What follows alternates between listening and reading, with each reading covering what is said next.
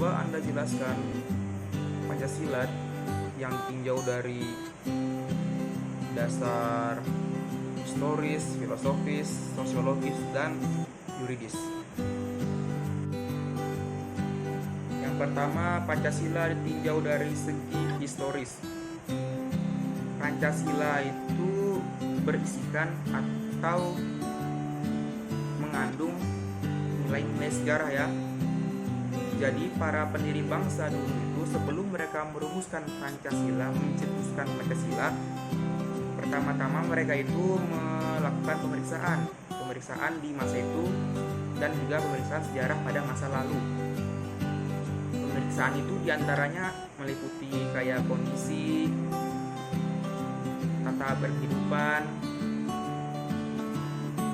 pola kehidupan bangsa Indonesia di masa itu. Kenapa mereka melakukan itu? Karena dengan menggunakan cara ini, mereka itu dapat menemukan dasar untuk pengembangan Pancasila ke depannya. Jadi tidak asal-asalan agar tidak merugikan bangsa sendiri. Tidak hanya menemukan dasar, mereka juga menemukan pandangan hidup itu jati diri bangsa Indonesia dari masa lalu, dari pada zaman dahulu tuh mereka menemukan, oh jadi ini pandangan hidup bangsa Indonesia itu. Jadi mereka menemukan itu. Dan juga sebelum mereka merumuskan itu, mereka ini memeriksa lagi apakah yang akan mereka rumuskan ini cocok dengan bangsa Indonesia. Bukan hanya pada masa itu, pada masa kedepannya juga. Jadi para pendiri bangsa ini merumuskan isi pandangan hidup dan jati diri bangsa Indonesia itu ke dalam 5 prinsip yang sangat sederhana. Namun ini sangat mendalam ya, karena ini berkaitan dengan bangsa Indonesia kita ya, buat kedepannya.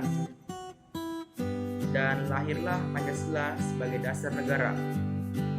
Secara objektif historis, nilai-nilai Pancasila ini ya berasal dari bangsa Indonesia itu sendiri juga.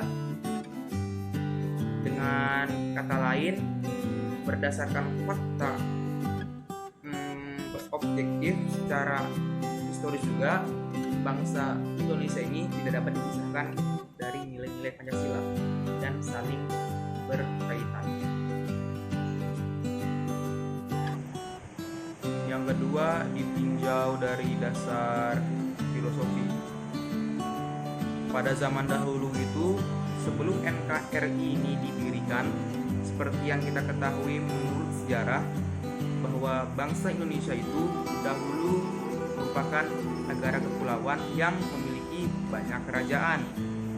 Nah, di dalam kerajaan-kerajaan itu tuh ada kerajaan yang sudah kebanyakan ada kerajaan yang sudah percaya akan adanya Tuhan. Jadi pada masa itu tuh dapat disimpulkan bahwa bangsa Indonesia saat itu merupakan bangsa yang berperi kemanusiaan dan berketuhanan yang Maha Esa. Secara filosofi berarti nilai-nilai yang ada di Pancasila itu merupakan filosofi dari bangsa Indonesia yang tumbuh dan berkembang pada zaman dahulu sebelum NKRI ini didirikan. Jadi maka dari itu nilai-nilai Pancasila ini memang harus diterapkan di dalam kehidupan sehari-hari. Karena nilai ini merupakan nilai luhur sejak dahulu, sejak zaman kerajaan gitu. Maka dari itu nilai-nilai Pancasila ini dijadikan dasar filsafat negara. Karena bukan hanya mengetahui tentang Pancasila saja, tapi kita tuh mengetahui sejarah awal pembentukan negara Indonesia juga, dasarnya lah. Jadi seperti itu. Yang ketiga, ditinjau dari dasar sosiologis. Sosiologi sendiri itu berarti ilmu tentang kehidupan antar sesama manusia, baik berupa tata krama, pola kehidupan, jenis interaksi yang berhubungan dengan sesama manusia. karena manusia sendiri kan merupakan makhluk sosial ya, yang tidak bisa hidup sendiri dan membutuhkan bantuan dari sesama. Seperti yang kita ketahui juga, di Indonesia ini kan memiliki banyak sekali ras, suku, agama, dan budaya-budaya serta pulau-pulau ya. Jadi secara sosiologis itu masyarakat bangsa Indonesia itu secara langsung mempraktikkan nilai-nilai Pancasila di kehidupan sehari-hari, karena nilai Pancasila sendiri itu merupakan kenyataan-kenyataan yang ada yang dilakukan oleh bangsa Indonesia atau merupakan hasil dari bangsa Indonesia itu sendiri. Oleh karena itu, kita sebagai warga negara Indonesia itu harus mentaati nilai-nilai yang ada di Pancasila, karena Pancasila sendiri kan merupakan dasar negara kita kan. Jadi kita harus mentaati dengan cara menerapkannya di dalam kehidupan sehari-hari, karena bukan hanya menerapkan, tapi secara langsung juga kita itu melestarikannya agar tidak hilang, karena Pancasila ini merupakan bagian dari negara kita yang harus kita lestarikan dan kita taati. Yang keempat, ditinjau dari dasar yuridis. Seperti yang kita ketahui, di dalam Undang-Undang Dasar 1945 pada alinea keempat terdapat 5 sila dari Pancasila kan. Nah, 5 sila tersebut itu melahirkan banyak sekali pasal-pasal dan hukum-hukum. Jadi dengan kata lain itu, Pancasila ini merupakan dasar dari pembentukan hukum yang ada di Indonesia. Karena kita tahu sendiri kan, Indonesia ini kan merupakan negara hukum. Jadi hukum itu sangat penting bagi kita. Jadi warga negara Indonesia ini terikat oleh hukum. Apapun yang kita lakukan itu ada hukumnya dan ada ganjarannya. Jadi dengan kata lain, selain kita mentaati hukum itu, kita sama saja menjaga atau menerapkan Pancasila di dalam kehidupan sehari-hari. Jadi hukum sama Pancasila itu saling berkaitan dan tidak dapat dipisahkan.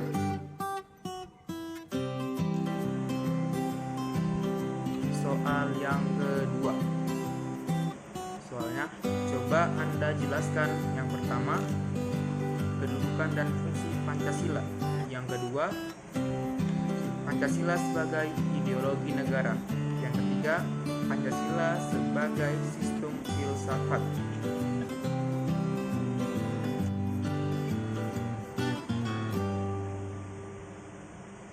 Yang pertama, kedudukan dan fungsi Pancasila. Untuk kedudukan sendiri, Pancasila ini di Indonesia memiliki kedudukan yang sangat tinggi. Maksudnya, Pancasila ini di sini menjadi dasar negara Indonesia, yang dapat diartikan bahwa Pancasila merupakan sumber dari segala sumber hukum yang ada di Indonesia yang digunakan untuk menata negara Indonesia untuk menjadi lebih baik lagi. Maksudnya apa yang ditata di sini? Yang ditata ini yaitu pemerintahan. Jadi Pancasila ini menjadi landasan, menjadi dasar, menjadi fondasi bagi pemerintahan Indonesia. Bukan itu saja, tapi dia juga menjadi penyelenggara negara. Jadi tidak heran kenapa Pancasila itu menjadi atau memiliki kedudukan yang sangat tinggi di Indonesia, karena hukum-hukum sendiri yang ada di Indonesia, baik hukum tertulis maupun tidak tertulis, itu harus berdasarkan dari kaidah pokok negara yang fundamental. Apa itu kaidah pokok negara yang fundamental? Yaitu adalah Pancasila itu sendiri. Jadi Pancasila itu maksudnya kaidah itu tidak bisa diubah ataupun dihilangkan atau enggak ditiadakan. Itu tidak bisa, karena dia termasuk sudah kaidah yang fundamental. Karena itu Pancasila memiliki kedudukan yang sangat tinggi.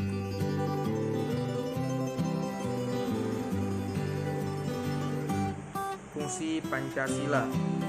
Pancasila sendiri memiliki beberapa fungsi. Yang pertama, pertama itu Pancasila sebagai dasar negara Indonesia.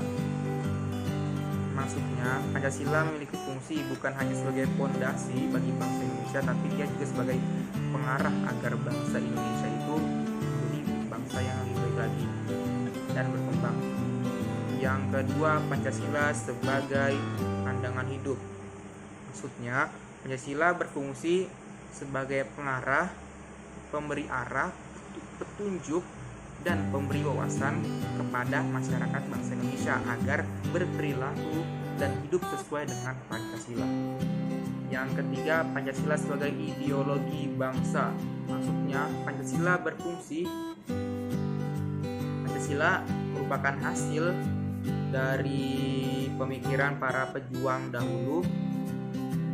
Oleh karena itu, kita sebagai bangsa Indonesia yang hidup di era sekarang itu, kita harus melestarikannya dengan cara menerapkannya di kehidupan sehari-hari agar Pancasila tersebut, agar pemikiran para pejuang tersebut tidak hilang di dalam zaman. Terus yang keempat, Pancasila sebagai jiwa bangsa Indonesia.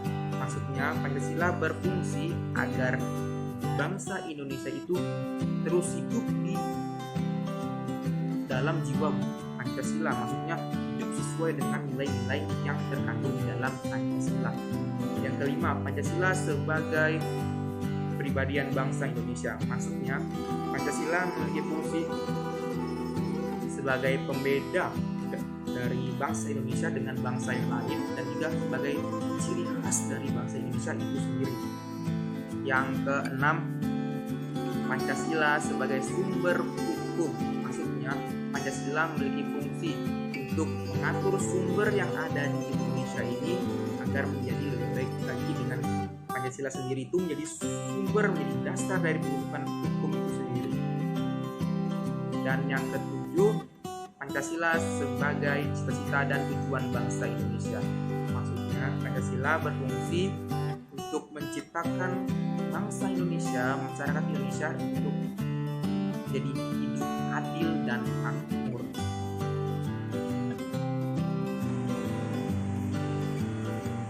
Yang kedua, Pancasila sebagai ideologi negara. Maksudnya, nilai-nilai yang terkandung di dalam Pancasila itu dijadikan acuan agar terwujudnya cita-cita bangsa. Jadi, nilai-nilai yang ada di Pancasila itu harus kita mempersatukan, harus kita utamakan dengan cara menerapkannya di dalam kehidupan bernegara. Terus, nilai-nilai yang terkandung di dalam Pancasila juga itu merupakan hasil pemikiran bersama kan, dan juga menjadi sarana pemersatu bangsa, dan juga merupakan kesepakatan bersama. Jadi oleh karena itu makanya Pancasila itu dijadikan ideologi negara, karena Pancasila sendiri merupakan hasil dari pemikiran bangsa Indonesia sendiri. Dan Pancasila juga memiliki peranan bagi bangsa Indonesia, yaitu sebagai pembimbing agar masyarakat Indonesia itu bertingkah laku yang baik dan sesuai dengan Pancasila.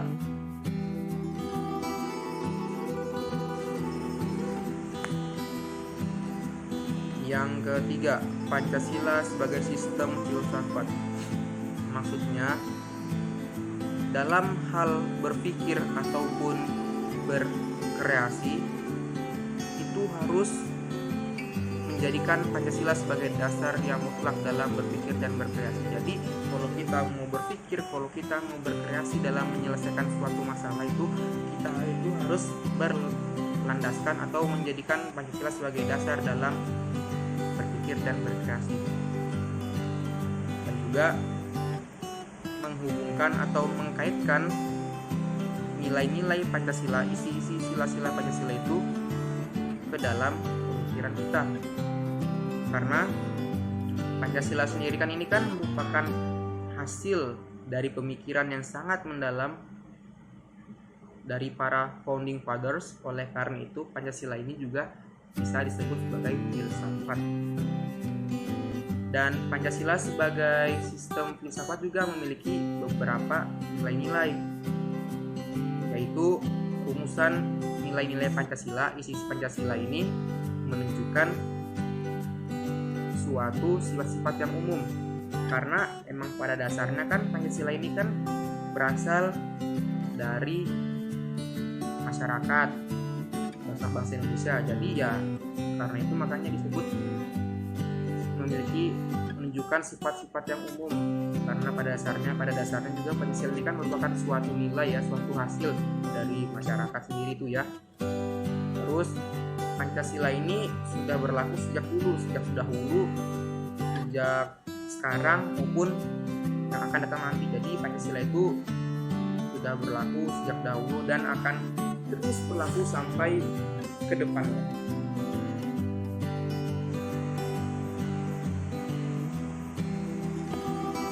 Soal yang ketiga, soalnya jelaskan 5 prinsip etika politik Pancasila.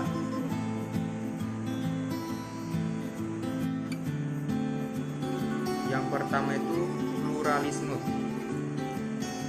Pluralisme berarti kesediaan untuk menerima perbedaan agar terciptanya kehidupan yang normal, yang positif, yang damai dan penuh toleransi bersama dengan warga masyarakat yang memiliki perbedaan pandangan hidup, agama, budaya, dan lain-lain. Di dalam etika ini, warga itu diberikan kebebasan dalam memilih, baik dalam pokoknya diberi kebebasan. Yang diantaranya kebebasan memilih agama, kebebasan berpendapat, kebebasan mencari informasi, kebebasan berpikir, dan lain-lain.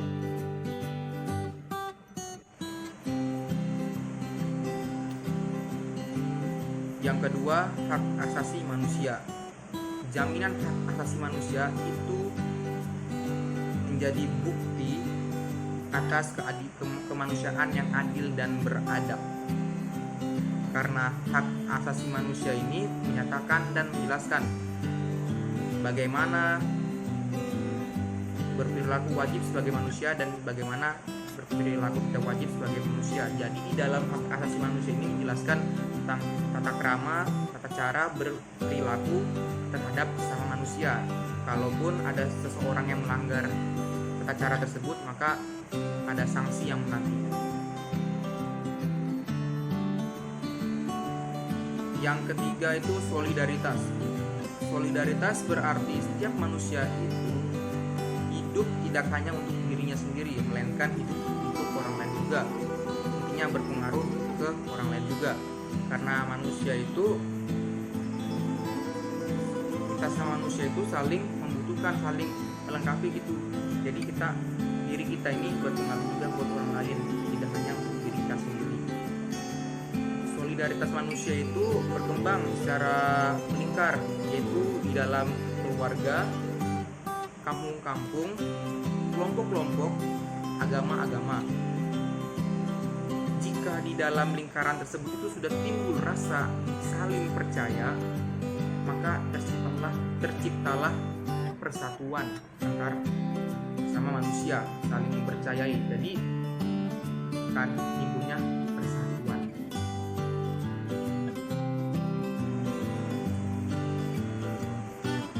Yang keempat itu demokrasi. Di dalam prinsip ini menyatakan bahwa tidak ada seseorang ataupun kelompok yang menyatakan atau memaksakan keputusannya ke orang lain, ke kelompok lain secara paksa.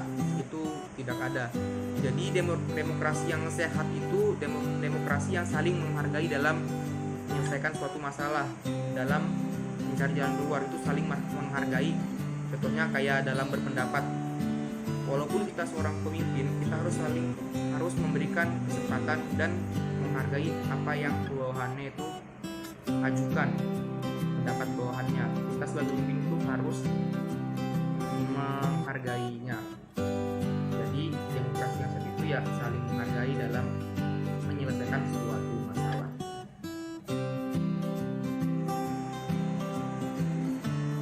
Yang kelima itu keadilan sosial. Keadilan sosial adalah suatu tindakan yang nyata dan terlaksana. Walaupun cuma rencana tapi tidak dilaksanakan, itu namanya bukan keadilan sosial.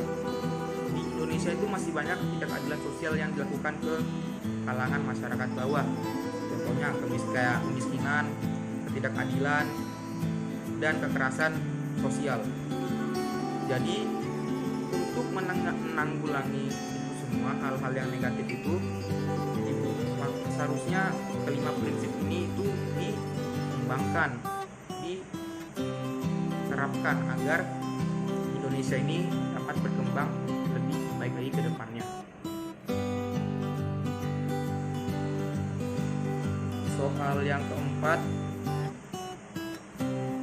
coba Anda jelaskan tentang norma-norma yang terkandung dalam Pancasila.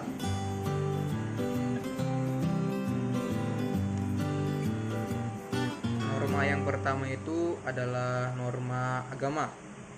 Norma agama adalah suatu kaidah atau peraturan hidup untuk manusia, dan peraturan ini itu berasal dari wahyu Tuhan Yang Maha Esa. Jadi setiap agama itu memiliki peraturan tersendiri.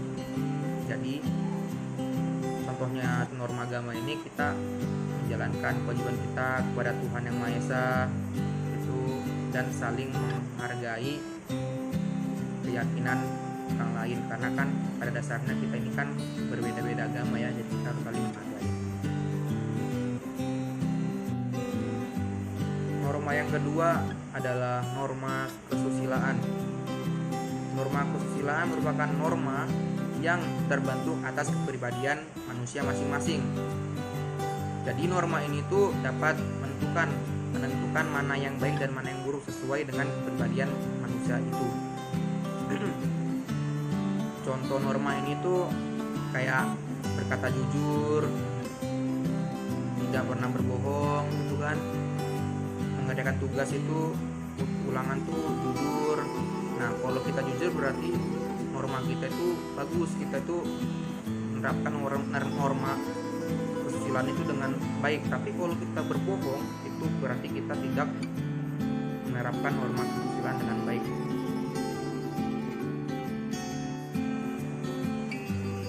Norma yang ketiga itu adalah norma kesopanan. Norma kesopanan adalah norma yang mengatur tingkah laku antar sesama manusia di dalam kehidupan sehari-hari. Norma ini berkaitan dengan tata krama, sopan santun, dan adat istiadat. Contoh dari norma ini tuh kayak tidak berbuda sembarangan, berpakaian yang layak jika keluar, bertutur kata yang rapi. Itu contohnya.